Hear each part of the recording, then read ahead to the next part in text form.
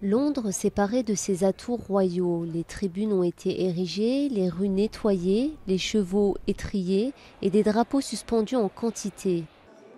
Pour célébrer son jubilé de diamant, la reine a déjà reçu à déjeuner des monarques du monde entier et parcouru tout le pays. Mais ce n'est rien à côté des festivités qui s'annoncent. À part Victoria, Elisabeth II est la seule monarque britannique à avoir passé 60 ans sur le trône. Dimanche, près d'1 million de bateaux descendront la Tamise. Voiliers, gondoles, kayaks, torpilleurs, baleinières suivront la barque royale jusqu'à Tower Bridge.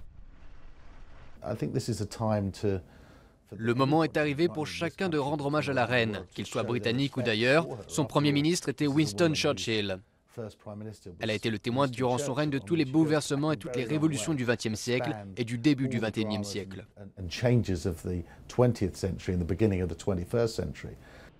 Lundi, ceux qui ne profiteront pas des jours fériés pour fuir la capitale pourront assister à un grand concert avec des stars comme Stevie Wonder, Elton John ou Paul McCartney.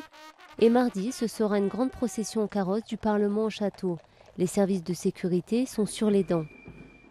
Nous avons plus de 6000 forces de sécurité déployées, le long des parcours, dans les airs, sur la Tamise, sous l'eau. Les forces de police seront amicales, elles vont aider les gens bien sûr et puis faire en sorte de protéger ceux qu'elles doivent protéger. Elles vont aider les gens bien sûr.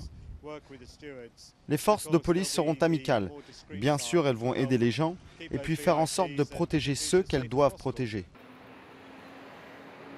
Alors que l'économie britannique est toujours en berne, le pays va de réjouissance en réjouissance. Après les diamants de la reine, place à l'or, l'argent et le bronze des JO qui commenceront fin juillet.